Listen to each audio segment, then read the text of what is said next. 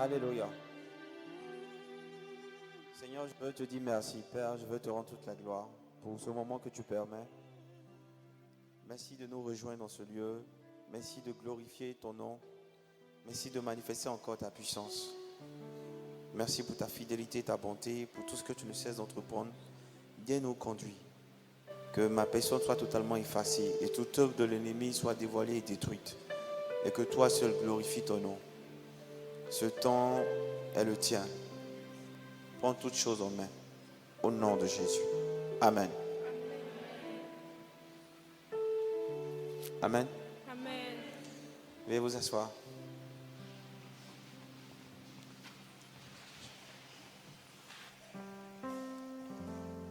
Je veux glorifier le nom de Jésus. Je veux bénir Dieu pour vos vies. Soyez bénis. Que Dieu vous bénisse. Je prie qu'encore ce jour, le Père nous conduise à faire ce qui est de lui. Merci pour ta bonté, Père. Amen. Aujourd'hui est un jour célébré dans tout le monde entier par les chrétiens, la Pentecôte. 50e jour après la Pâque, 10 jours après l'Ascension. Amen. Que Dieu vous bénisse. Aujourd'hui, le thème est issu de Daniel 6, verset 3. Jésus. Daniel 6, verset 3. Daniel surpassait les chefs et les satrapes parce qu'il y avait en lui un esprit supérieur. Amen. Normalement, me basant seulement sur ce verset, on aurait pu aller plus vite. Mais je vais, dans un premier temps, revenir un peu sur ce jour particulier. Et on va terminer avec le verset de Daniel 6, verset 3. On dit en ce jour, reprends. Daniel surpassait les chefs et les satrapes parce qu'il y avait en lui un esprit supérieur. Amen. Amen. On dit Daniel surpassait les scribes et les satrapes parce qu'il y avait en lui un esprit supérieur. Je veux que tu retiennes ça. Il y avait en Daniel quelque chose de particulier. Il avait en lui un esprit supérieur. Dis un esprit supérieur. Amen. Donc comme je le disais tantôt, aujourd'hui est une fête particulière pour les chrétiens. C'est la venue du Saint-Esprit, l'effusion du Saint-Esprit. Amen. On parle de fusion, on parle de répandre, ou on parle de manifestation importante d'un sentiment. Amen. Et comme je vous ai dit tout à l'heure, quand je parle de fusion, je parle de répandre. Amen. Donc, si on s'en tient seulement à ce que nous dit Acte 2, on va lire. Acte chapitre 2. Oui. Le jour de la Pentecôte, ils étaient tous ensemble dans le même lieu. Tout à coup, il vient du ciel un bruit comme celui d'un vent impétueux. Et il remplit toute la maison où ils étaient assis. Des langues semblables à des langues de feu leur apparurent, séparées les unes des autres, et se posèrent sur chacun d'eux. Amen. Amen. Donc, il y a ici un tout à coup soudain, tout à coup vint du ciel, un bruit comme celui d'un vent impétueux, et il remplit toute la maison où ils étaient assis. Et je me suis posé la question de dire, mais ce jour, tout le monde le célèbre comme étant la venue du Saint-Esprit sur terre. Et je me pose la question, je demande, mais Seigneur, quand nous lisons Jean 20, verset 22, Jean 20, verset 22. Après ces paroles, il souffla sur eux et leur dit, recevez le Saint-Esprit. Amen. Jean, je lis à partir du verset 19. Le soir de ce jour, qui était le premier de la semaine, les portes du lieu où se trouvaient les disciples étant fermées à cause de la crainte qu'ils avaient des Juifs, Jésus vint, se présenta au milieu d'eux et leur dit, la paix soit avec vous. Verset 20. Et quand il eut dit cela, il leur montra ses mains et ses côtes. Les disciples furent dans la joie en voyant le Seigneur. Jésus leur dit à nouveau, la paix soit avec vous. Comme le Père m'a envoyé, moi aussi je vous envoie. Après cela, il souffla sur eux et il leur dit, recevez le Saint-Esprit. Amen. Il souffla sur eux et leur dit, recevez le Saint-Esprit. Donc je me posais la question, je dis, mais Seigneur, je ne sais pas pourquoi dans le monde entier on célèbre ce jour particulièrement comme le jour où les disciples ont reçu le Saint-Esprit, pendant que Jésus déjà, avant son ascension, avait soufflé sur les disciples et avait dit, recevez le Saint-Esprit. Et dans ma prière, le Seigneur me dit, tu sais, quand je t'annonce une bénédiction, quand je dis que je vais te bénir, que tu reçois cette parole avec joie, est-ce que la bénédiction est matérialisée sur le champ? Je dis pas toujours. Par moment, quand tu me dis tu vas me bénir, la bénédiction est déjà là. Mais par moment aussi, quand tu me dis tu vas me bénir, il faut que j'attende des moments avant de voir la matérialisation de cette bénédiction. Il dit c'est la même chose. Ça veut dire que la bénédiction avait été déjà programmée pour toi. Elle avait été déjà lancée dans le spirituel. Parce que la Bible dit que toute chose avant d'être physique est d'abord spirituelle. Donc ils avaient déjà reçu le Saint-Esprit sur le plan spirituel. Maintenant, la venue physique du Saint-Esprit a été ce jour de la Pentecôte. Amen. C'est pourquoi il y a eu tout cet assemblage, cette mise en scène, le vent impétueux. Amen. Parce que quand Jésus même est venu, c'est aussi de façon spectaculaire. Comment une vierge peut donner naissance? Vous me comprenez? C'était aussi de façon spectaculaire. Et c'est la même chose. Quand le Saint-Esprit vient, il vient aussi de façon spectaculaire. Amen. Que Dieu vous bénisse. Donc, ce jour est normalement un jour particulier pour nous les chrétiens parce que pour ma part, c'est le jour où il y a la fondation, c'est le jour qui marque la fondation de l'église. Quelqu'un me comprend? Pour moi, la Pentecôte, c'est le jour où l'église a été fondée. Parce qu'à la Pentecôte, les disciples ont reçu la force de l'Esprit pour aller témoigner. Amen. Ils marchaient avec Jésus, mais ils n'avaient pas la force de dire à tout le monde que Jésus était le Fils de Dieu. Ils marchaient avec Jésus, mais ils n'avaient pas la force de pouvoir prononcer son nom. La Bible nous dit ici qu'ils étaient enfermés, craignant les Juifs. Ils étaient enfermés, craignant les Juifs. Donc quand Jésus vient, tout à coup, ils ont la force de pouvoir prononcer le nom de Jésus et dire à qui veut l'entendre qu'il est le Seigneur. Quelqu'un m'entend? Et ce qui fait la fondation de l'église. Amen. Le fondement de notre foi, c'est la Pâque. Jésus est mort et ressuscité. Ça, c'est le fondement de notre foi en tant que chrétien. Mais la fondation de l'église vient du fait que nous sommes remplis du Saint-Esprit. Donc, on expérimente des choses surnaturelles. Quelqu'un me suit? J'espère que ce n'est pas trop bizarre.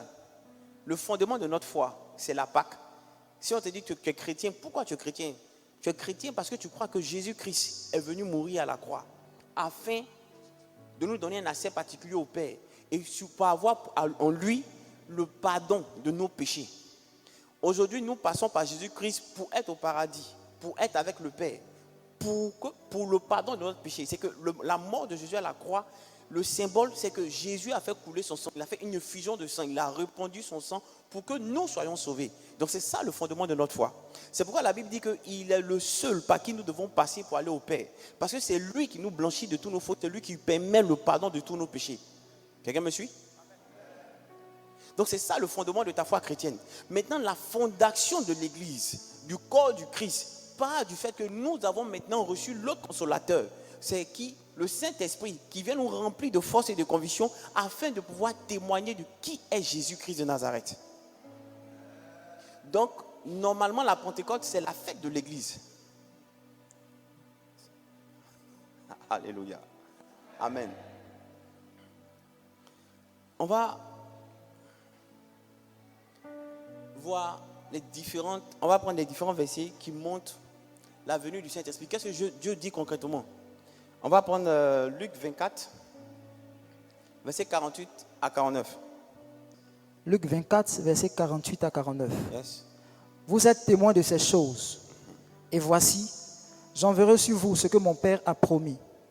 Mais vous, restez dans la ville jusqu'à ce que vous soyez revêtus de la puissance d'en haut. Amen. Amen. Et voici, j'enverrai sur vous ce que mon Père a promis, mais vous restez dans la ville jusqu'à ce que vous soyez revêtus de la puissance d'en haut. Amen. Revêtus de la puissance d'en haut. On parle de la Pentecôte. Il demande aux disciples de rester afin d'être revêtus de la puissance d'en haut. Acte 1, verset 4 à 5. Acte 1, verset 4 à 5. Comme il se trouvait avec eux, il leur recommanda de ne pas s'éloigner de Jérusalem, mais d'attendre ce que le Père a promis, ce que je vous ai annoncé, leur dit-il. Car Jean a baptisé d'eau, mais vous, dans peu de jours, vous serez baptisés du Saint-Esprit. Amen. Amen. Car Jean a baptisé d'eau, mais vous, dans peu de temps, vous serez baptisés du Saint-Esprit. En fait, retenez que quand on parle de baptême, de baptiser, il y a 3 types. Si ma mémoire est bonne, il y a le baptême par aspersion, par effusion et par immersion. Aspersion, c'est un peu comme ce que je mets, je jette de l'eau, je mets des feuilles dedans et puis je vous asperge. Et l'autre, effusion, c'est ce qui est fait dans l'église catholique, c'est de l'eau qu'on répand sur le front. Et puis immersion, c'est ce qui est fait dans certaines églises évangéliques où on te plonge carrément dans l'eau. Amen. Donc ici, qu'est-ce qu'il dit? Il dit, Verset 5. Jean a baptisé d'eau, Jean a baptisé d'eau, mais vous, dans peu de jours, vous serez baptisés du Saint-Esprit. Vous serez baptisés du Saint-Esprit. Quand Jean même parle, il dit, moi je vous baptise d'eau, mais il vient quelqu'un après moi qui vous baptisera du feu.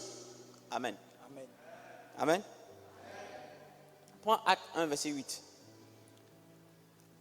Acte 1, verset 8.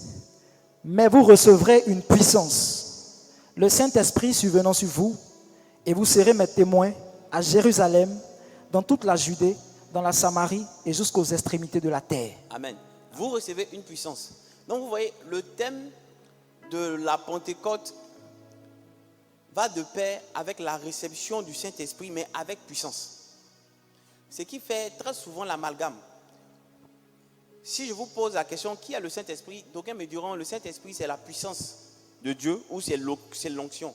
Mais en réalité, le Saint-Esprit est une personne. Amen. Le Saint-Esprit est une personne au même titre que, je dis, Jésus. Il y a un thème qui nous revient, la Trinité. Il est égal au Père, au Fils. Donc, c'est la 3e personne de la Trinité. Amen. Je vous ai déjà expliqué ici que quand je parle de Trinité, certains diront, mais est-ce que ça veut dire que le Père est égal au Fils? Parce que le Fils dit, priez mon Père. Vous voyez? Donc, on dirait qu'il doit y avoir une hiérarchisation entre le Père, le Fils et le Saint-Esprit. Ils ne doivent pas être les mêmes. Mais je vous ai expliqué que l'homme est tripartite. Il est fait d'âme, d'esprit et de corps. Quand je parle, on me dit que j'ai une belle âme, on parle toujours de moi. Quand on me dit j'ai un beau corps, on parle toujours de moi. Quand on me dit j'ai un esprit vif, on parle toujours de moi.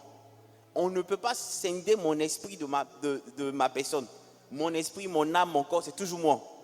Donc quand on parle du Père, du Fils, du Saint-Esprit, c'est toujours Dieu. Parce que l'âme, c'est le Père. Le corps, c'est Jésus, venu en chair. Et l'Esprit de Dieu, c'est le Saint-Esprit. Donc c'est une même personne. Amen. Donc le jour que vous vous retrouvez dans des débats où des gens vont vouloir vous dire que vous-même, vous dites que Jésus a son Père qui est Dieu et puis Jésus aussi est Dieu au même titre que le Père. Comment vous pouvez comprendre ça? Voici la réponse que vous pouvez donner. Sans toutefois entrer encore dans des justifications. Parce que à vous, il avait été donné la grâce de croire. Mais d'autres personnes n'ont pas cette grâce de croire. Amen. Donc ne cherchez pas à entrer dans des justifications à un point fini. Dites ce que vous savez et après, ce qui va se passer aujourd'hui, si la personne veut, on va pousser sur un plan pragmatique. Amen. C'est-à-dire, tu lui dis que toi, ton Dieu, c'est Jésus. Maintenant, s'il ne croit pas, on va pousser sur un plan pragmatique. Lui va prier ce qu'il lui prie, et puis toi, tu vas prier ton Dieu, et puis on va voir le résultat. Amen. Mais je suppose qu'après ce qui va se passer ici, tu vas être à même de pouvoir faire ça.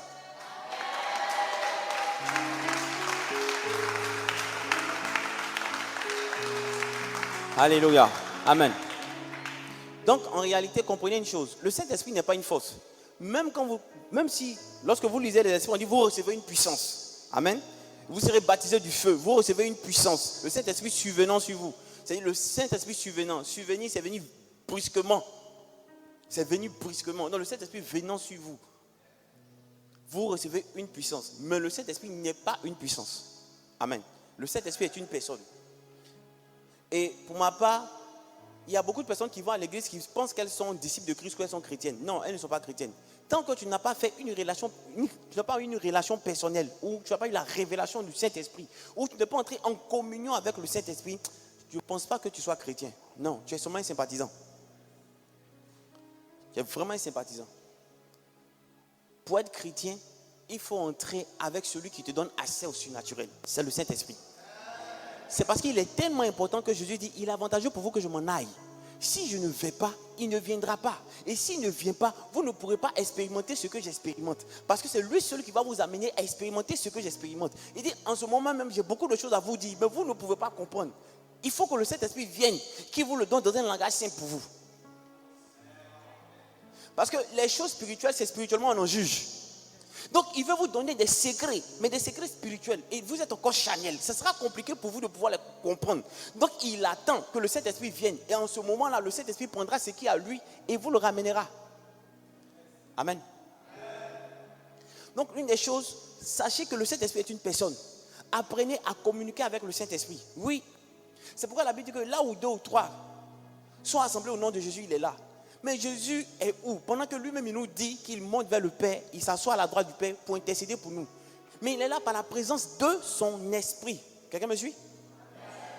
Quelqu'un me suit? Il est là par la présence de son esprit. Et cet esprit-là est une personne. On doit apprendre à communiquer avec elle. Amen. Quelqu'un me suit? Comment on sait que le Saint-Esprit est une personne? On va apprendre 1 Corinthiens 2, verset 10.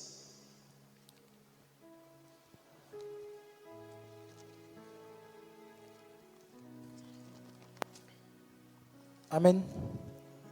1 Corinthiens 2, verset 10. Dieu nous les a révélés par l'Esprit. Car l'Esprit sonde tout, même les profondeurs de Dieu. Amen. Amen. Vous voyez, on dit, le Saint-Esprit est une personne dans la mesure où le Saint-Esprit connaît toutes choses. Parce qu'on dit quoi? L'Esprit sonde tout, même les profondeurs de Dieu. Car qui connaît l'homme si ce n'est son esprit? Donc qui connaît Dieu si ce n'est l'esprit de Dieu? Et si Dieu a l'intelligence et la sagesse, ça veut dire que le Saint-Esprit a toutes ces choses en lui. Amen. Rappelez toujours, gardez toujours en esprit notre verset principal. Daniel était supérieur parce qu'il avait en lui, était élevé parce qu'il avait en lui un esprit supérieur. Et vous voyez qu'ici, en 1 Corinthiens 2, verset 10, on dit que l'esprit de Dieu sonde tout ce qui est en Dieu. Donc, il connaît la sagesse, il connaît l'intelligence, il a toutes ces choses. Quelqu'un me suit? Amen. Deuxième point. L'Esprit de Dieu, pour te montrer que c'est une personne, il te montre sa volonté. Il a une volonté, il prend des décisions. Amen. On va le voir dans 1 Corinthiens 12, verset 11. 1 Corinthiens 12, verset 11, on parle des dons du Saint-Esprit. On dit qu'il donne les dons à qui il veut. Donc, il manifeste sa volonté. C'est-à-dire qu'il décide de te donner le don de guérison, il te décide de te donner le don de prophétie, il le donne à qui il veut, il fait grâce à qui il veut. Donc il a une volonté.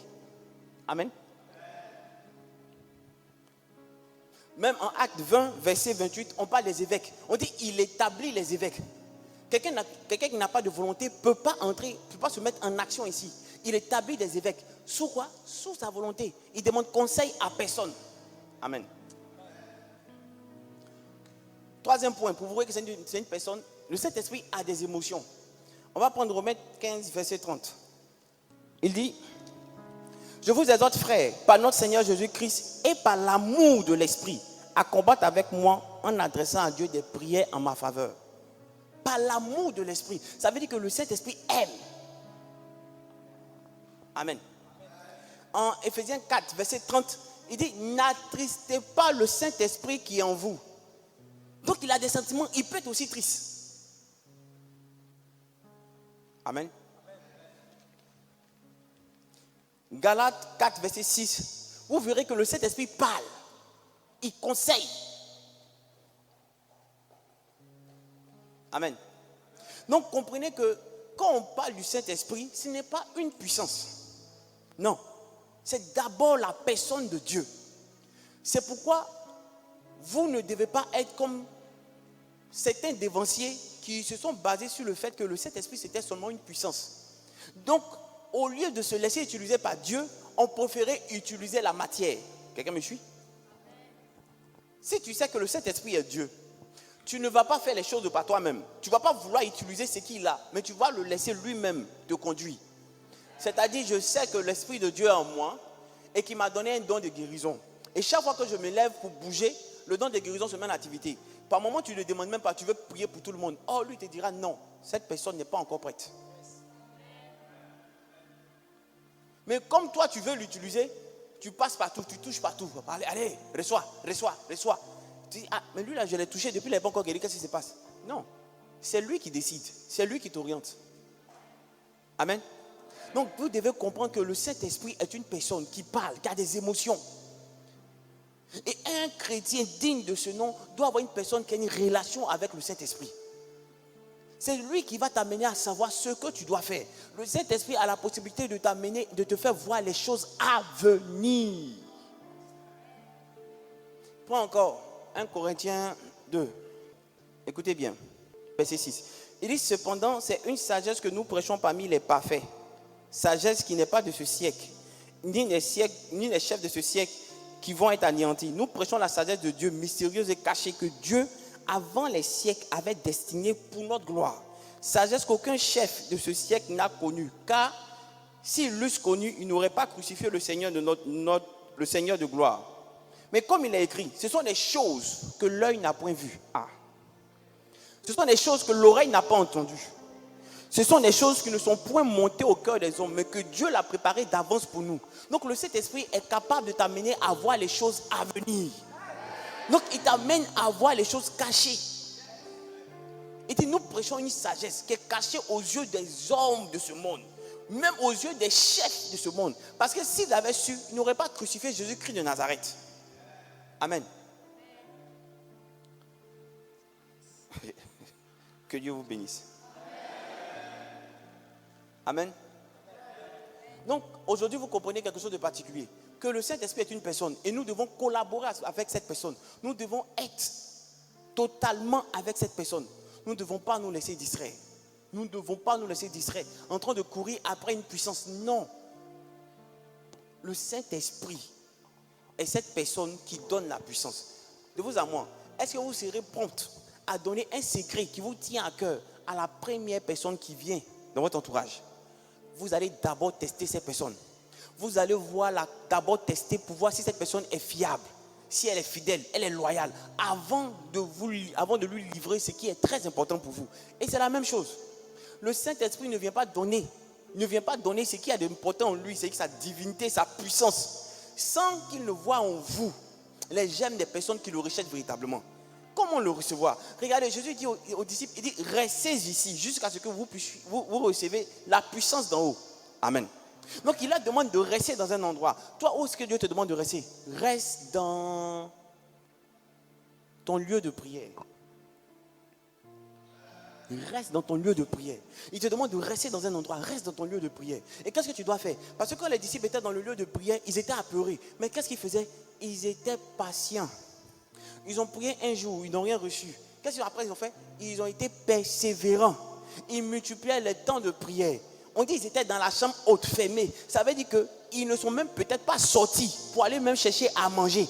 Ils sont restés confinés, en train de rechercher quoi? La grâce de Dieu. Parce qu'ils savaient que cette grâce était importante pour eux. Mais si toi tu reconnais que le Saint-Esprit est important pour toi, non. Tu préfères rechercher les choses de cette terre au lieu de rechercher les choses d'en haut. Tu préfères te focaliser sur le travail, te focaliser sur le mariage, te focaliser sur les bénédictions physiques. C'est ça ton véritable problème. Tu n'es pas en train de regarder les choses importantes. Voilà pourquoi tu passes à côté de ce qui est important. Au lieu de rechercher le fruit, tu devais chercher à avoir l'arbre. Si tu as l'arbre, tu bénéficieras de tous les fruits que l'arbre a. Amen. Donc vous devez comprendre que le plus important pour vous, c'est avoir une relation véritable avec le Saint-Esprit. Si vous ne l'avez pas, vous ne pouvez pas être des chrétiens forts, des chrétiens qui peuvent tenir tête au péché, à l'impudicité, à toutes sortes de péchés. Non, vous ne pouvez pas. Vous direz, je connais Jésus, je sais qu'il est mort pour moi, mais cela ne va pas vous empêcher de pécher. Donc vous avez besoin de l'aide du Saint-Esprit. Vous avez besoin de le recevoir, vous avez besoin de le rencontrer, vous avez besoin d'échanger avec lui, de communiquer avec lui. Communiquer, c'est dit quoi? C'est rendre tout ce que vous avez commun. Donc sa force devient ta force. Amen. Vous devez rester dans votre lieu de prière. Vous devez rester dans un endroit particulier, vous le recherchez activement. Comment? Avec patience, persévérance, aspirer, montrer que vous avez soif de lui. Et surtout, par-dessus tout, reconnaître son importance. Vous savez que c'est ce qu'il vous faut pour réussir votre vie. C'est la personne qu'il vous faut. Vous n'avez besoin d'aucune autre personne que lui. Aucune autre personne que lui. C'est lui qu'il vous faut. Vous avez besoin de son orientation pour faire un choix. Voici 2 personnes qui t'appellent pour un poste. Quel choix faire? Il y a un autre côté où le salaire est élevé, un autre côté où le salaire n'est pas élevé. Quel choix faire? Est-ce que tu vas faire le choix du monde, aller vers le salaire le plus élevé? Est-ce que c'est ce que Dieu attend de toi? Tu as besoin de l'instruction du Saint-Esprit pour faire le bon choix. C'est pourquoi tu dois être à même d'avoir une relation avec lui. Quand tu as une relation avec le Saint-Esprit, quand tu viens voir le serviteur de Dieu, il t'annonce ce que Dieu t'avait déjà dit. Il te confirme. En fait, il te confirme ce que Dieu avait mis dans ton cœur. Et tu es réjoui. Cela atteste que tu as vraiment une relation avec Dieu. Mais quand tu vas voir l'homme de Dieu qui t'annonce des choses que tu ne savais pas, ça peut être un souci pour toi. Oui, tu peux être troublé. C'est maintenant que tu seras obligé de courir pour savoir, mais quelle est la pensée de Dieu pour ce truc? Or, si tu avais une relation avec Dieu, il t'aurait déjà averti. Et il vient encore renchérir par la voix de son serviteur que c'est son choix pour toi. Amen. Vous avez besoin du Saint-Esprit. C'est maintenant que vous devez le chercher. Si vous ne le cherchez pas maintenant, quand l'heure de certaines grâces viendront, vous serez en train de courir dans tous les sens. Je ne sais pas, il y a 5 personnes qui me disent qu'ils veulent me marier. Quel est le bon? C'est maintenant que tu vas chercher à entendre la voix de Dieu. Parce que l'homme de Dieu ne viendra pas faire un choix pour toi. Chaque fois qu'on vous a dit la vérité, vous avez toujours attaqué cette vérité. Vous partez, vous cassez la tête, puis vous revenez pour dire, homme de Dieu, c'est vrai. Tu m'avais vraiment dit, maintenant je veux divorcer. Je ne peux pas te suivre dans ton divorce. Donc vous êtes obligé de développer votre intimité avec le Saint-Esprit. C'est incontestable, c'est inévitable. Vous devez le faire. C'est primordial, c'est l'essence même de votre vie chrétienne. Amen. C'est seulement comme ça que vous pouvez le recevoir. Vous ne pouvez pas le recevoir en dehors de un lieu. Parce que quand le Saint-Esprit vient, il vous distribue des choses particulières, des dons. Et ces dons sont utilisés pour la communauté. Mais pourquoi tu veux que le Saint-Esprit te trouve toi seul dans ta chambre pour te visiter pendant que toi tu n'as pas de vie communautaire? Tu ne parles pas avec les gens, tu pries nulle part. Tu es chez toi seul, tu es assise à la maison, ou tu es assis à la maison, tu dis tu pries. Il va venir te visiter, il te donne un don de guérison. Plus que tu ne parles pas aux gens, comment tu vas savoir que telle personne est malade pour aller prier pour la personne? Non. Est-ce que vous me comprenez? Les apôtres avaient une soif, mais ils avaient quand même peur. Comment montrer aux hommes que Jésus est vrai? Comment témoigner de ce qu'ils ont vu? Quelqu'un qui est mort, qui est ressuscité. Tu vas aller dire à tout le monde que je l'ai vu, il est ressuscité. Mais après tu commences à dire, si je vais en parler, est-ce que ça ne sera pas problématique pour moi? Or, tu sens en toi le désir d'en parler, mais tu n'arrives pas à en parler. Il faut que tu aies une force particulière. Amen. Donc, une fois qu'on finit de te dire comment recevoir le Saint-Esprit, il est important que tu saches sur pourquoi le Saint-Esprit arrive. Quel est son but dans ta vie? Amen. On prend Jean 16, versets 7 à 15.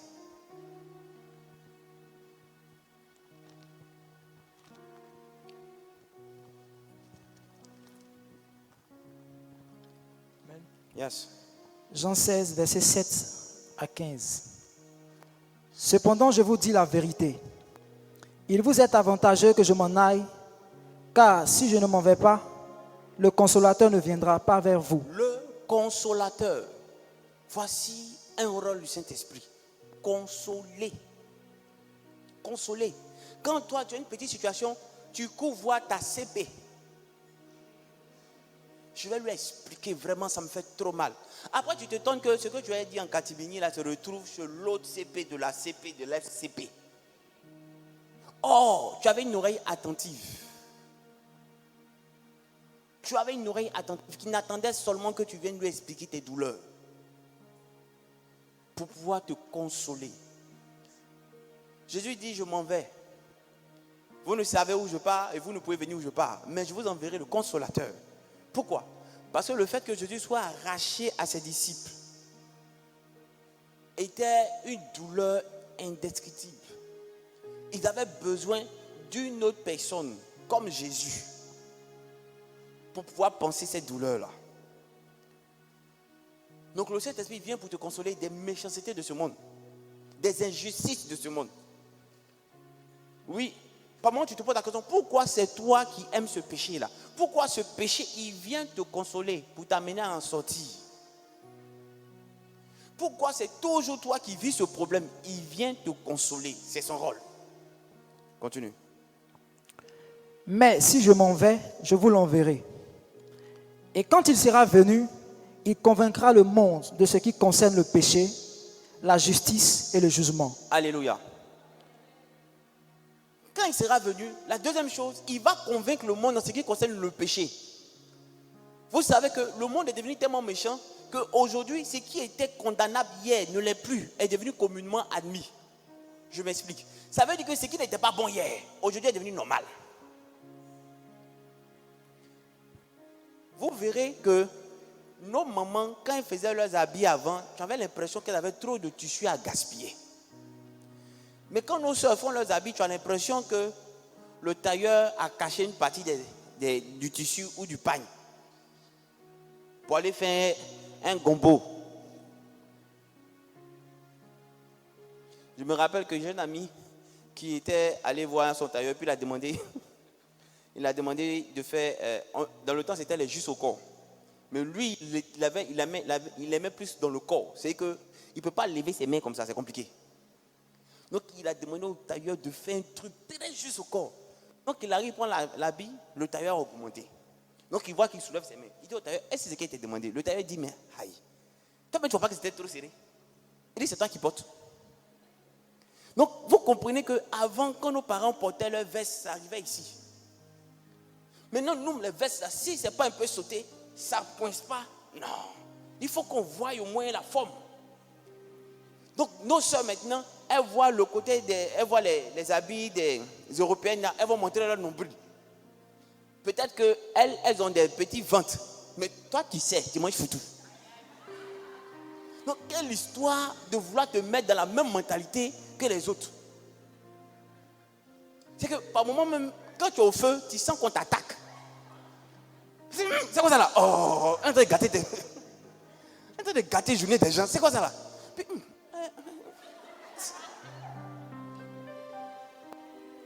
Amen. Donc le Saint-Esprit vient te convaincre de péché. Il y a des personnes qui partaient dans des églises et quand elles sont venues ici, pendant qu'on frappait sur le péché, elles ont dit, attends, impudicité là même, c'est quoi même?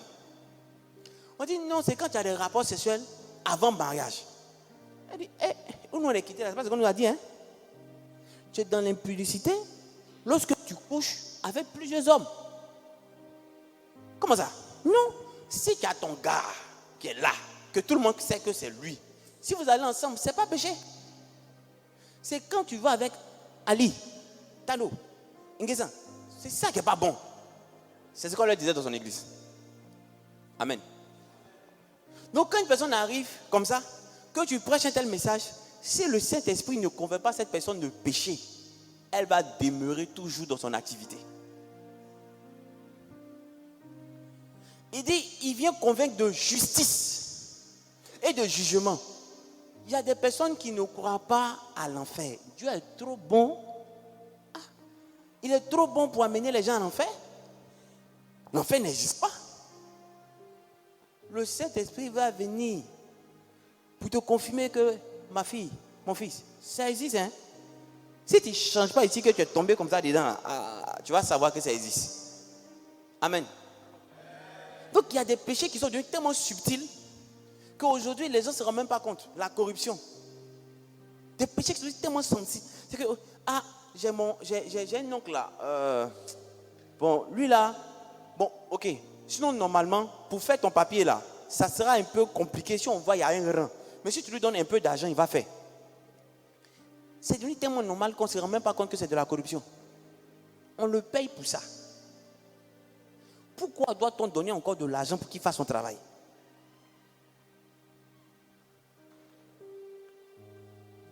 Amen. Et c'est l'œuvre du Saint-Esprit qui vient nous convaincre de tout ce qui est mauvais. Il y a des gens qui ont grandi dans des familles, comme je vous expliquais la dernière fois, où des attitudes néfastes. Ils prenaient une culture où à la puberté, le père doit coucher avec la fille. Ça, c'est leur culture. Et ils disent que c'est normal. C'est pour préparer. C'est comme si elle devient femme. Maintenant, quand toi tu viens, que tu entends ces choses, le Saint-Esprit te convainc que c'est péché, que c'est pas bon. Amen. De la même manière, il t'a convaincu que c'est péché, c'est pas bon. Il faut qu'il vienne avec sa force. S'il ne vient pas avec sa force, quand tu auras la pression des parents, ça ne sera pas facile. Amen. Donc son rôle, c'est venir attirer votre attention sur ce qui déplaît à Dieu. Son rôle est venu attirer votre attention sur ce qui n'est pas dans les normes du royaume des cieux. Amen. Et vous devez le comprendre. On ne demande pas là votre avis, mais on demande à ce que vous vous pliez à son avis. Pourquoi? Parce qu'il est Dieu et nul ne peut résister à Dieu. Amen. Par moment vous dites, tu as dit je voulais faire ça, et puis il y a une voix qui m'a dit non, ne fais pas. Cette voix que tu n'arrives pas à identifier, qui te parle de façon sporadique, c'est cette voix-là qui t'amène à faire le bon choix, qui t'amène à fuir le mal. C'est celle-là, la voix de l'esprit. Que Dieu vous bénisse. Continue. En ce qui concerne le péché, parce qu'il ne croit pas en moi. La justice, parce que je vais au Père et que vous ne me verrez plus. Le jugement, parce que le prince de ce monde est jugé. J'ai encore beaucoup de choses à vous dire. Vraiment. Allons-y. J'ai encore beaucoup de choses à vous dire, mais vous ne pouvez pas les porter maintenant. Quand le consolateur sera venu, l'Esprit de vérité, il vous conduira dans la vérité. Car il ne parlera pas de lui-même, mais il dira tout ce qu'il aura entendu et il vous l'annoncera les choses à venir. Il me glorifiera parce qu'il prendra de ce qui est à moi et vous l'annoncera. Tout ce que le Père a est à moi. C'est pourquoi j'ai dit qu'il prend de ce qui est à moi et qu'il vous l'annoncera. Amen. Amen. Donc, il va vous annoncer des choses à venir. Il vous annoncera des choses à venir. Donc, il peut te parler de ton futur. Il peut te dire quand est-ce que tu vas te marier. Il peut te dire pendant que tu es encore sur les bancs, dans quelle boîte tu vas travailler. Amen. On va prendre Jean 14, verset 16. Jean 14, verset 16. Et moi, je prierai le Père et il vous donnera un autre consolateur afin qu'il demeure éternellement avec vous. Le consolateur demeure éternellement avec vous. Amen. Amen. Et au niveau du verset 26, il dit, mais le consolateur, l'Esprit Saint que le Père enverra sur nous, vous enseignera toutes choses et vous rappellera tout ce que je vous ai dit. Amen. Donc le Saint-Esprit vient nous enseigner toutes choses, les choses de Dieu, et nous rappelle ce que Dieu a dit. Vous savez, vous pouvez trouver dans certaines situations où vous n'avez même pas le verset exact, mais ça vous vient en paraphrase. Ah, Dieu n'a-t-il pas dit? Et puis tu dis, ah oui, c'est vrai, moi j'avais oublié. Il attire ton attention. Vous savez, arrivé un moment, il y a des jeunes qui viennent me voir, eux, ils se disaient qu'ils ne commettaient pas l'acte de coucher et autres, mais ils se plaisaient à penser. C'est-à-dire que leur action, c'était plutôt en pensée. Et pour eux, c'était normal. Jusqu'à ce qu'ils lisent une fois dans la Bible que Dieu dit que quand quelqu'un pense aller avec la dame, il a commis l'acte, qu'il a commis le péché. Et le jour où il a voulu encore continuer ses pensées perverses, quand il s'est rappelé du verset, c'est là qu'il a compris automatiquement que c'était un péché. Sinon pour lui, tant que je ne fais pas l'acte, quoi, c'est pas un problème. Mais c'est lorsqu'il a lu et que Dieu a ramené ce péché dans son esprit qu'il a compris que c'était un péché. Amen. Donc il vous rappelle les choses que vous savez de lui. Amen. Maintenant on va prendre Jean 15, versets 26 à 27. Et quand sera venu le consolateur que je vous enverrai de la part du Père, l'Esprit de vérité qui vient du Père, il rendra témoignage de moi. Et vous aussi, vous serez mes témoins parce que vous êtes avec moi dès le commencement. Alléluia. Amen. Voici ce que le Saint-Esprit est venu faire dans la vie des apôtres. Il est venu leur donner la force de pouvoir témoigner de Jésus. Vous savez, dans cette église, je le dis tout le temps, nous ne sommes pas une église conventionnelle, une église comme les autres. Nous ne sommes pas une église où on va vous demander de venir vous asseoir, écouter la prédication, de repartir à la maison. Non. Tous autant que vous êtes, on va vous demander de vous impliquer dans la vie de l'Église. Qu'est-ce que ça signifie?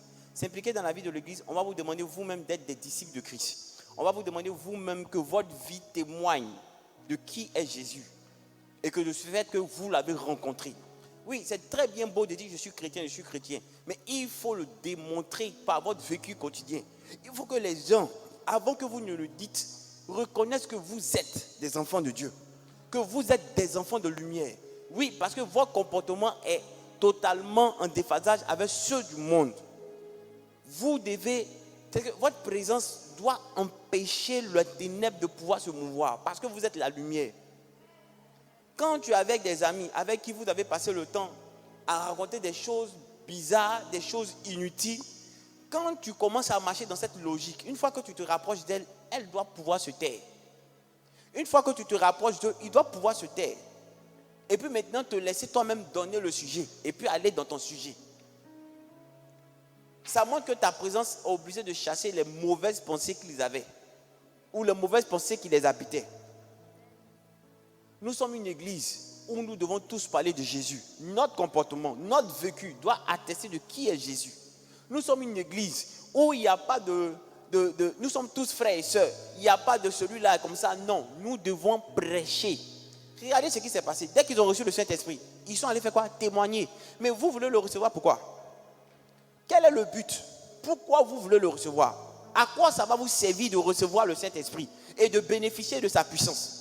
Pourquoi vous voulez la puissance du Saint-Esprit? Pourquoi vous voulez être revêtu de cette nouvelle puissance? De cette puissance qui va faire la différence entre vous et les autres? Oui, pourquoi vous voulez qu'on puisse dire comme Daniel, en celui-là, il y a un esprit supérieur? Pourquoi vous vous demandez ces choses? Pourquoi vous voulez les voir? Pourquoi vous voulez que Dieu puisse vous révéler ce que les yeux n'ont pas encore vu, ce que les oreilles n'ont pas encore entendu, des choses qui ne sont pas encore montées au cœur des hommes, pour faire de vous des personnes particulières? Pourquoi vous voulez que cet esprit vienne vivre éternellement en vous? Quelle est votre intention? Si ce n'est que pour prêcher la parole, c'est le but.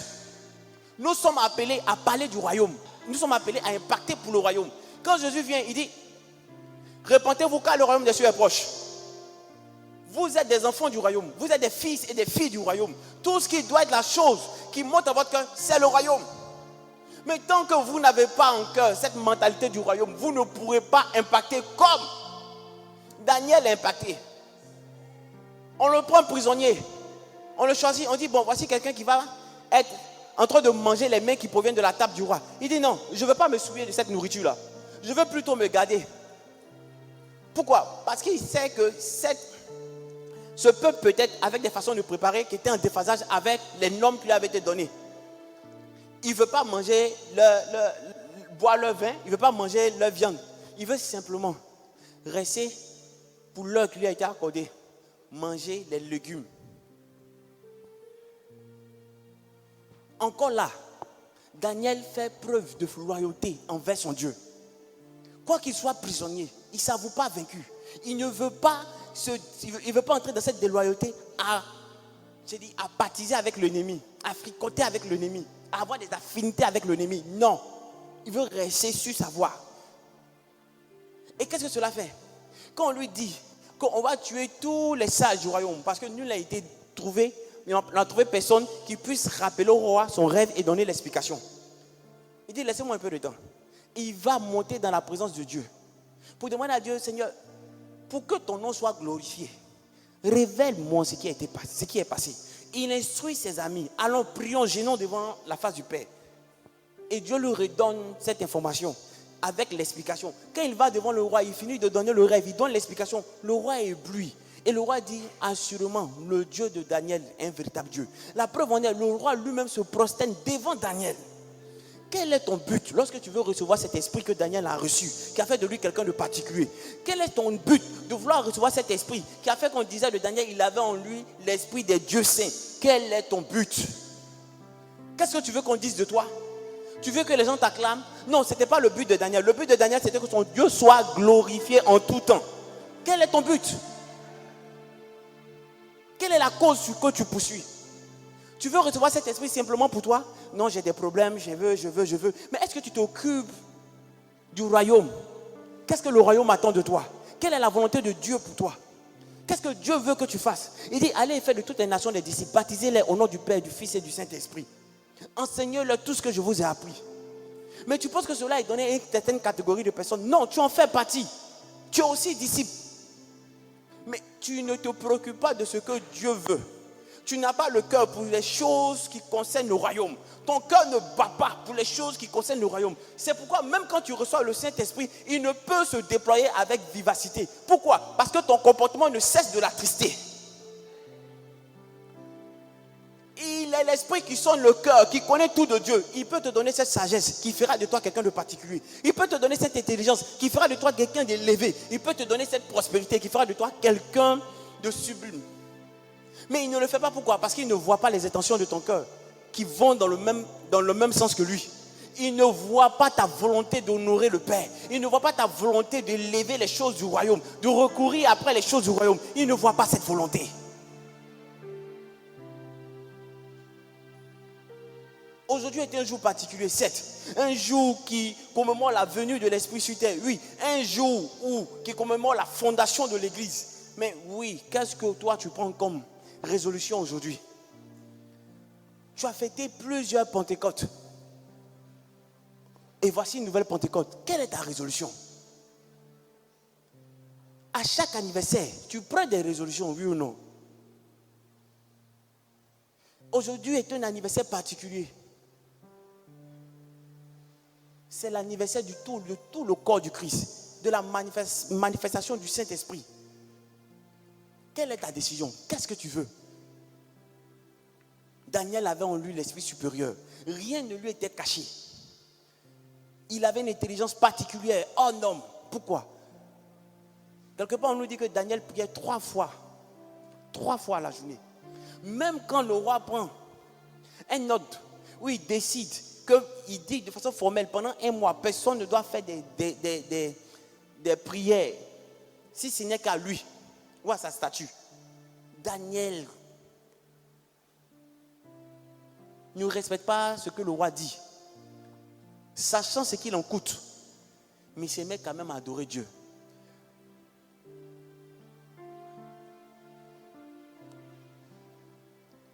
Vous avez eu le Saint-Esprit depuis longtemps, mais vous l'avez attristé, vous l'avez mis quelque part, dans un endroit où vous l'avez demandé de se taire. Le Saint-Esprit n'aime pas les conflits. Quand il attire ton attention sur quelque chose que tu ne suis pas, il le fera une 2e fois, que tu ne suis pas, une 3e fois, il se met à sa place, en retrait. Et il te regarde faire. Tu as l'impression qu'il n'est plus dans ta vie, mais il est là. Mais seulement que tu ne lui donnes pas le soin de pouvoir se manifester. Tu ne lui donnes pas le soin de pouvoir parler. C'est pourquoi tu n'as pas l'impression qu'il est là. Mais il est là. Tu as l'habitude de dire, est-ce que Dieu entend ma prière? Il entend bien ta prière. Mais ce sont tes agissements qui mettent un écart entre toi et lui. Il veut bien t'aider, mais tu refuses qu'il t'aide. Parce que tu veux qu'il t'aide en fonction de toi, ta volonté. Tu veux qu'il te sorte du problème comme toi tu le souhaites. Mais si tu savais comment en sortir, pourquoi depuis tu es encore dans ce problème-là? Laisse-lui le soin de te faire sortir de là. Ose lui faire confiance, te mettre à part, chercher à marcher dans cette directive, quel que soit ce que cela va t'écouter, que les gens se moquent de toi, que les gens te rient au visage. Demeure fidèle et ferme. Quand les apôtres ont reçu le Saint-Esprit, quand ces disciples ont reçu le Saint-Esprit, ils n'ont pas eu peur d'afficher leur foi. Ils sont allés prêcher. Réponds-moi Actes 5, verset 41. Actes 5, verset 41. Les apôtres se retirèrent de devant le Sanhédrin, joyeux d'avoir été jugés dignes de subir des outrages pour le nom de Jésus. Jugés d'avoir été dignes de subir des outrages pour le nom de Jésus. On leur dit même par moment, hey, on vous laisse, hein. C'est vrai, on vous a battu un peu, mais on vous laisse. Mais on vous donne l'ordre de ne plus prêcher en ce nom-là. Il dit, mais vous-même, regardez, est-ce qu'il est nécessaire d'écouter votre voix ou d'écouter la voix de Dieu? Nous allons obéir à Dieu. Ils ont rejeté, régné leur propre vie. Ils n'ont pas eu peur. Quand le Saint-Esprit vient dans ta vie, il te donne cette force-là de pouvoir l'annoncer, de ne pas avoir peur. De pouvoir montrer qui tu es, de ne pas avoir peur. Oui, parce que quand vous voulez suivre Jésus véritablement, l'adversité viendra. Et l'adversité peut venir des gens qui vous entourent. L'adversité peut venir des gens qui sont en face de vous. Mais il y aura forcément l'adversité. Et c'est là que vous devez démontrer que vous êtes des fils du royaume, des filles du royaume. C'est là que vous devez démontrer que vous l'avez reçu.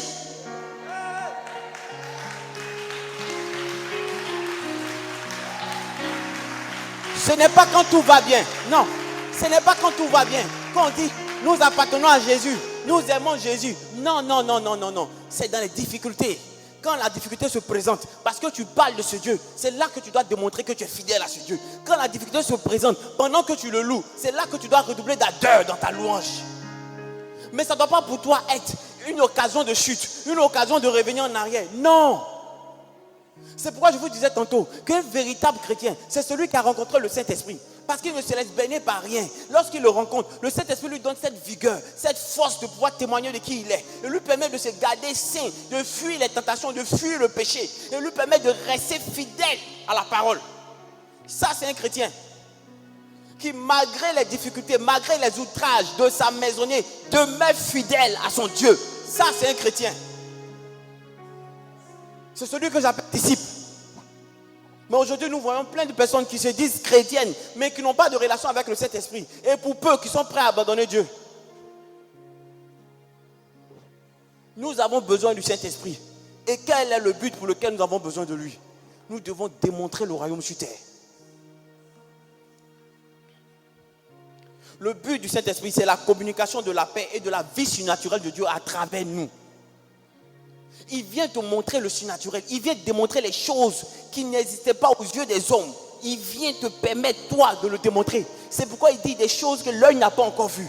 Des choses que l'oreille n'a pas encore entendues. Des choses qui ne sont même pas encore montées au cœur des hommes. Oui, il est prêt à le faire avec toi.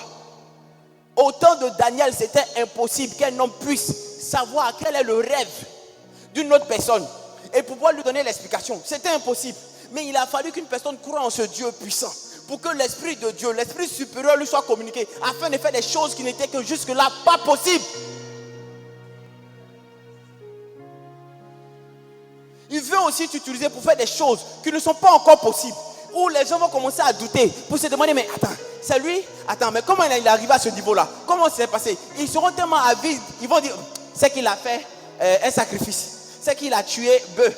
C'est qu'il a tué tant. Oui, il faut que ces personnes commencent à elles-mêmes se perdre dans leurs réflexions. Pourquoi? Parce que Dieu t'utilise pour faire des choses qui sont hors du commun.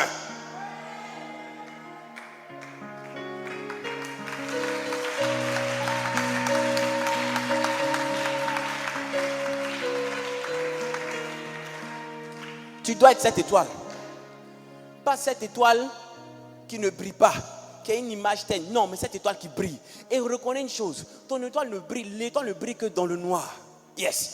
Donc, il va falloir qu'il y ait de l'adversité, de la difficulté. Cette adversité, cette difficulté-là va rendre ton entourage sombre. Et ce qui va faire que ton éclat sera encore plus vif. Donc, pour briller, tu as besoin de l'adversité. Pour briller, tu as besoin de la difficulté. C'est important que tu l'aies.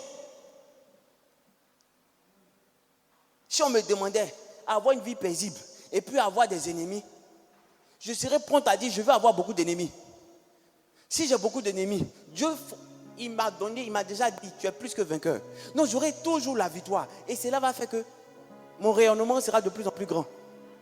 On dit à vaincre sans péril, on triomphe sans gloire. Est-ce que vous comprenez?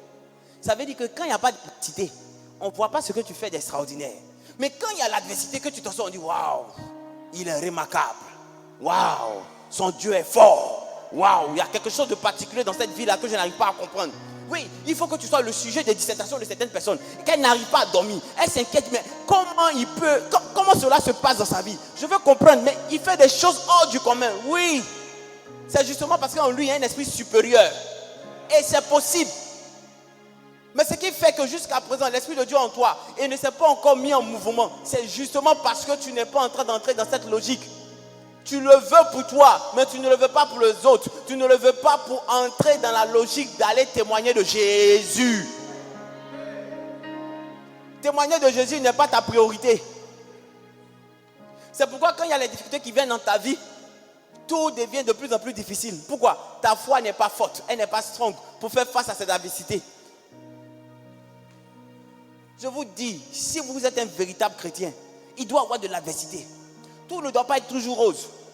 Il faut qu'il y ait des gens qui se lèvent, qui te critiquent, des gens qui veulent te détruire, des gens qui veulent te terminer. Il faut qu'il y ait ces choses qui se passent en live. Que les gens avec qui tu étais, avec qui tu étais en paix, se lève brusquement, puis te veulent du mal. Tu ne comprends pas. Malgré que tu es bon, malgré que tu es bien, malgré que tu continues d'être de plus en plus bon, tu ne sais pas qu'est-ce qui se passe. Mais eux, ils ne te veulent plus te sentir. Ça montre que tu as touché quelque chose qu'ils ne pouvaient pas toucher. Ça montre que ton étoile brille.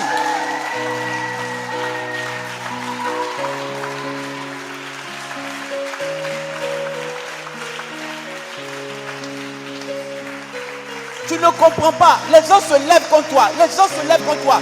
C'est ton étoile, ça dérange. Ton étoile dérange. Ton étoile dérange. La main de Dieu qui est sur ta vie est tellement forte. Est tellement forte que l'ennemi veut l'éteindre maintenant. Que l'ennemi veut l'éteindre maintenant. Ne te laisse pas faire. Il faut que tu fasses partie de cette génération qui se lève et qui veut tout briser sur ton passage. Qui se lève et qui veut glorifier seulement que le nom de Dieu. Fais partie de cette génération que Dieu veut utiliser, que Dieu va utiliser pour changer la mentalité. Fais partie de cette génération, s'il te plaît. Lève-toi pour le royaume. Lève-toi pour le royaume, s'il te plaît. Ne te laisse pas distraire. Ton père et ta mère peuvent se lever contre toi, mais ce n'est pas une raison pour que tu abandonnes. Lève-toi. Mets tes priorités en Dieu.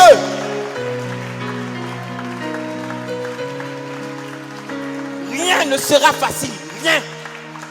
Rien ne sera facile. Ils viendront de toutes parts. Ils se lèveront contre toi. C'est normal. Mais tu dois garder la tête sur les épaules. Compter uniquement que sur le royaume. Sur l'aide d'aucune personne. Il est là. Il vit éternellement. Il règne éternellement. Il n'a pas de mandat. Il est là assis sur le trône de gloire. Ce qu'il décide, c'est ce qui se fait. Donc Dieu ne t'abandonnera pas. Il ne te laissera pas. Il t'aime d'un amour inaltérable. Il a envoyé son fils unique mourir à la croix pour toi. Il te donne son esprit. L'esprit qu'il chérit. Il te le donne parce qu'il t'aime.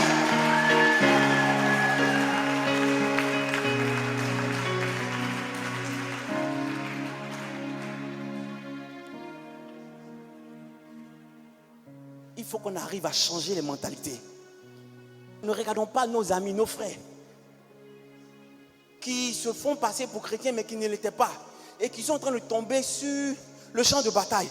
C'est notre rôle d'aller les récupérer, de ne pas les juger, parce que nous aussi, nous étions comme eux, et Dieu nous a fait grâce, il nous a sortis de là. C'est notre rôle d'aller récupérer ceux qui sont de notre famille, ceux qui appartiennent au Père là-haut. C'est notre rôle d'aller leur apporter le peu de lumière que nous avons, afin que d'eux, on brille encore plus, afin de faire peur à l'ennemi. C'est notre rôle d'aller les chercher où ils sont. C'est notre rôle de faire fuir les maladies. C'est notre rôle de faire fuir les œuvres de la mort. C'est notre rôle de faire fuir les œuvres de la pauvreté. C'est notre rôle de prier pour ça.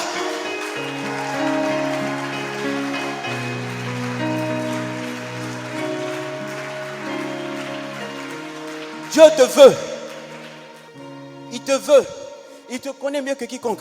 Il voit tes challenges. Il voit tes difficultés. Mais il pose le regard sur toi. Il dit oui, malgré toutes ces choses, je te veux. Je te veux. Ne pense pas qu'il n'y a pas d'espoir pour toi. S'il y a de l'espoir. Si je me tiens devant toi aujourd'hui, ce n'est pas pure grâce. Je n'ai rien de plus que toi. Rien de particulier que toi. Il m'a choisi parmi plusieurs. Il fait grâce à qui il fait grâce. Il veut aussi faire la même chose pour toi. Et même plus que ce qu'il a fait pour moi. S'il te plaît, il suffit seulement que tu comprennes, que tu prennes la décision aujourd'hui de dire que ma vie appartient à l'Éternel Dieu des armées. Ma vie, c'est pour servir Jésus-Christ de Nazareth. C'est pour servir les ambitions du royaume. Je lui appartiens. Tout ce que je fais, c'est pour lui. Tout ce que j'entreprends, c'est pour le glorifier.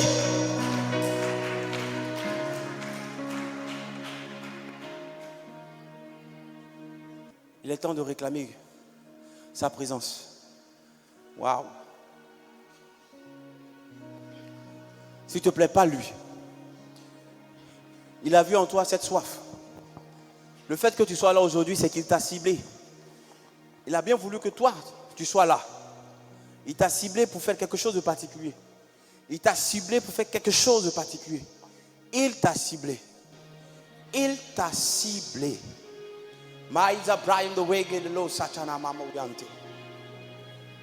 Yes.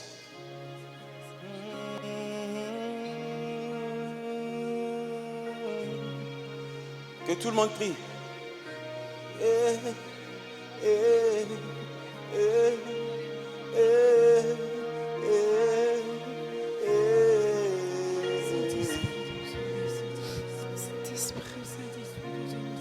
Tu es là. Tu es là.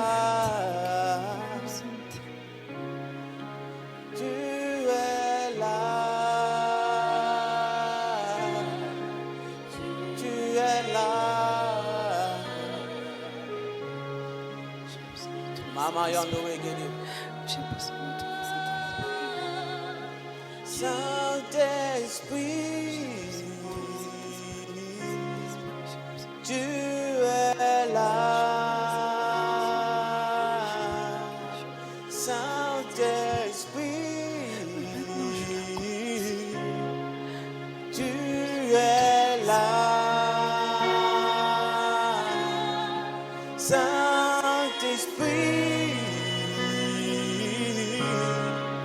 tu es oh, oh, Saint-Esprit, tu es là. À ma bouche.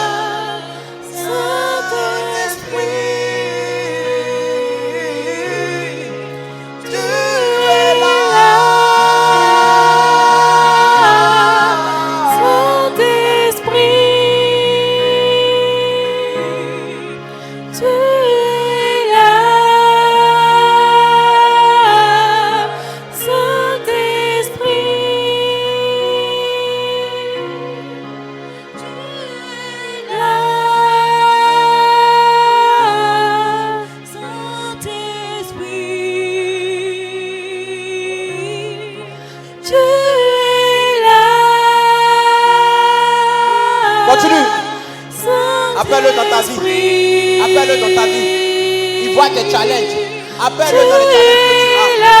Dis-lui ce que tu veux. Dis-lui la transformation que tu attends de lui. Saint-Esprit,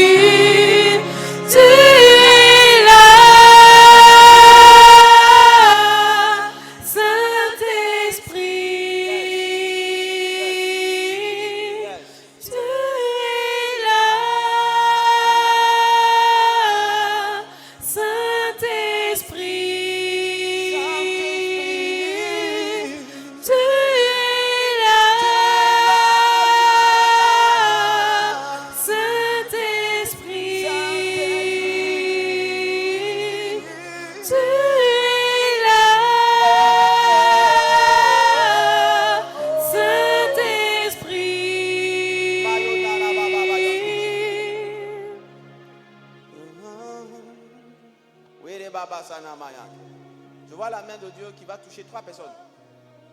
C'est comme, je parlais de main, mais je vois comme un aigle. Un aigle.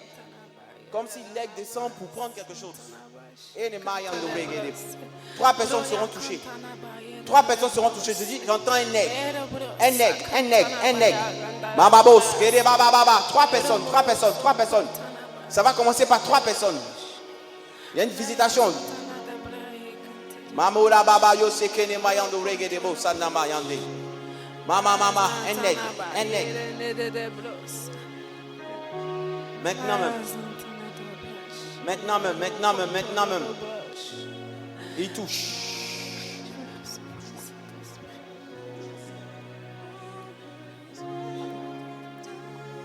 Un aigle, un aigle. Mama bo sukuno yande. Maïste regede bayando regede bos. Ah. Ah.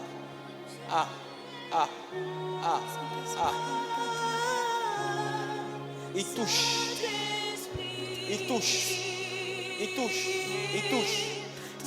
Il veut te révéler les choses cachées. Il veut te révéler les choses cachées. Il veut te révéler les choses cachées. Il veut travailler avec tes yeux. Je vois un aigle. Il veut travailler avec tes yeux. Il veut travailler avec tes yeux. Tu voles dans la salle. Tu veux travailler avec les deux. Amabola Bayande les bouches. Saint-Esprit, tu es là. Saint-Esprit, tu es là. Saint-Esprit. Maïs, c'est tout vrai de mailles en oreille des bouches.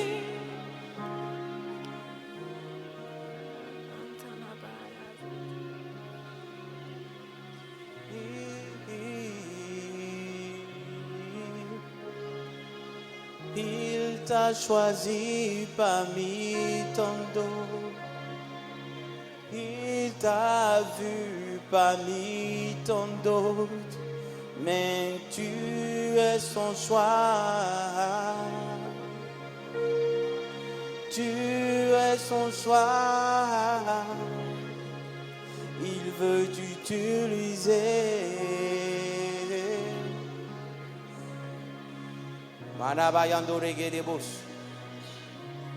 Il va se répandre un feu là. Il va se répandre un feu là. Ça sera compliqué de contenir les personnes. Ça sera continuer de contenir les personnes. Il va se répandre un feu. Là, il va se répandre un grand feu. Un grand feu. Il va se répandre un grand feu. Il t'a choisi à parler de sa part. Il t'a choisi. Tu dois parler de sa part. De sa part. Mama Lowe, des bails en oreille des bouches. Je vois un feu au niveau de ma droite. Je vois un feu au niveau de ma droite. Je vois un feu au niveau de ma droite. Bail de reggae des bouches. Ça va déménager, ça va déménager, ça va déménager. Ça va déménager. Donnez-moi encore 2 minutes. Donnez-moi encore 2 minutes. Vous ne pourrez pas les contenir. Il y a quelque chose qui est en train de se faire. Je vois des cœurs remplis de tristesse qu'il est en train de nettoyer. Il est en train de consoler des cœurs. Il dit, je les console avant de les remplir. Je les console avant de les remplir. Il dit, je les console. Je les console. Je les console avant de les remplir. Je les console, je les console, je les console. Il a vu tant de difficultés, tant de difficultés, tant de méchanceté. Il dit, je les console, je les console, je les console, je les console, je les console. Tu n'es pas seul, tu n'es pas seul. Tu n'es pas seul, tu n'es pas seul. Il est là, le consolateur est là. Le consolateur est là. Le consolateur est là. Il voit ton cœur saigner. Il voit ton cœur saigner, il voit ton cœur saigner. Il n'est pas seul, tu n'es pas seul. Maman Mayonoé. Tu vis des incompréhensions, il est aussi là pour toi. Tu vis des incompréhensions, il est aussi là pour toi. Tu as l'impression que tout devient de plus en plus difficile. Tu as l'impression que tu te perds. Tout devient difficile. Malgré que tu t'y mets, tout devient difficile. Il est aussi là pour toi. Oui, il est là en ce jour pour toi. Il ne t'a pas abandonné. Il ne t'a pas abandonné. Il ne t'a pas abandonné. Il ne t'a pas abandonné. Oui, il ne t'a pas abandonné. En dépit de ce qui se dit, en dépit de ce qui se fait, il voit ton cœur. Il ne t'a pas abandonné. Il ne t'a pas abandonné. Il ne t'a pas abandonné. Il dit, laisse-moi les consoler. Dis à mon peuple que je les aime.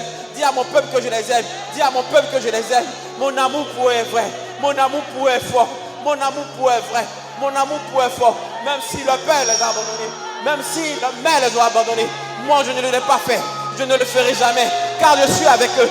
Je suis avec eux. Je suis avec eux. Je suis avec eux. Je ne le ferai jamais.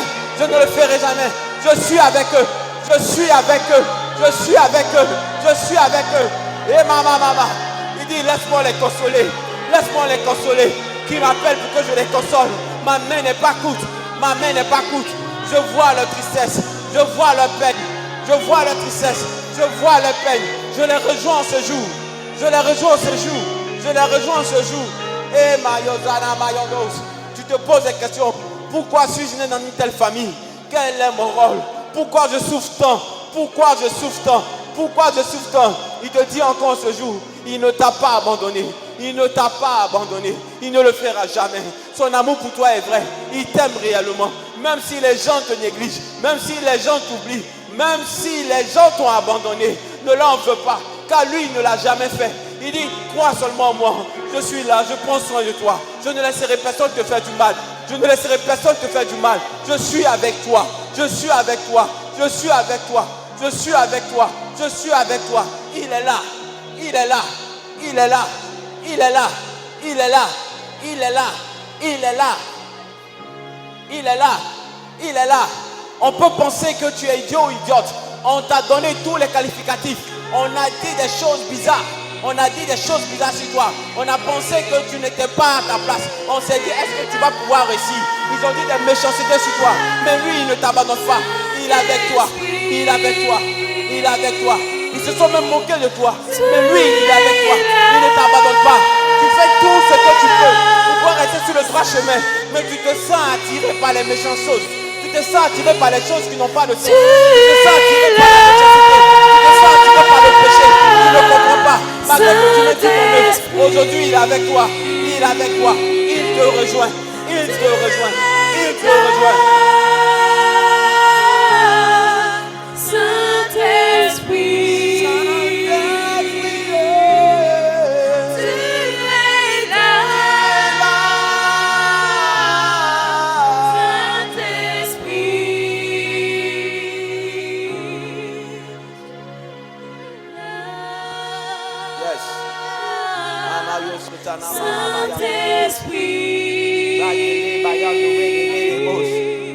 Il voit ton cœur.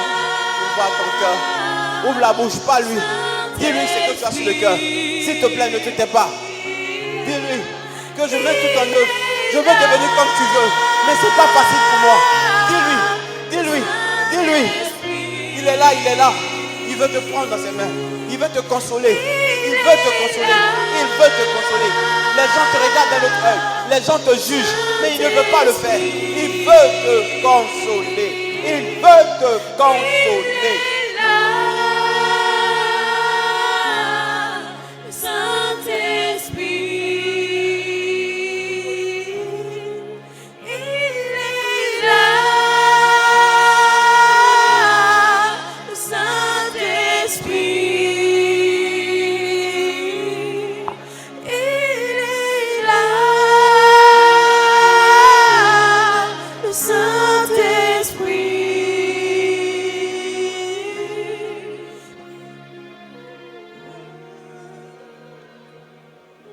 Parle-lui s'il te plaît. Parle-lui s'il te plaît. Présente-lui tes doutes. Présente-lui tes peurs s'il te plaît. Élève la voix, pas lui. Pas lui, pas lui, pas lui. Pas lui. Pas lui, pas lui s'il te plaît. Zamayandele yo satana mayande yo nolo moyanda. Wele so ndikanaye. Zayandolo yonde regede yando. Zamalendido samalaye kindolo zanda manaye vikonaye. Saint-Esprit de Dieu, nous avons besoin de toi. Saint-Esprit de Dieu, viens tout à contrôle de ce. Esprit de Dieu, nous soupirons après toi. Nous avons besoin de toi, Saint-Esprit de Dieu. Nous réclamons ta présence, Saint-Esprit de Dieu. Nous avons besoin de toi, Esprit de Dieu. Nous soupirons après toi, Saint-Esprit, parce que sans toi, nous ne sommes rien. Nous avons besoin de toi, Esprit de Dieu. Viens, Esprit de Dieu. Viens, Esprit de Dieu. Viens, Esprit de Dieu. Pour le total contrôle de toutes choses. Esprit de Dieu, nous avons besoin de toi. Esprit de Dieu, nous soupirons après toi. Esprit de Dieu, nous avons besoin de toi. Oui, la voix. Nous avons besoin de toi, Esprit de Dieu. C'est ton moment. C'est ton moment, Saint-Esprit de Dieu.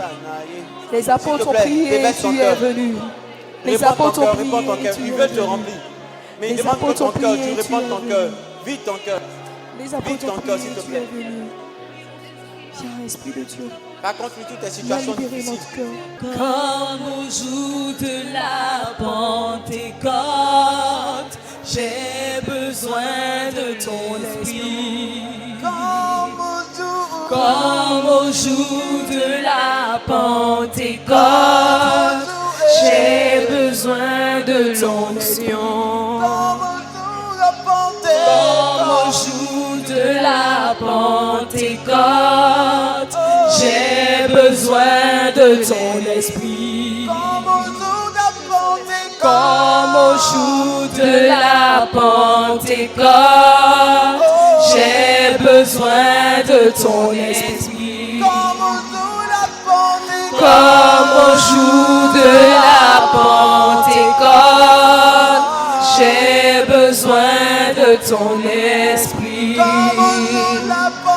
Comme au jour de la Pentecôte, j'ai besoin de ton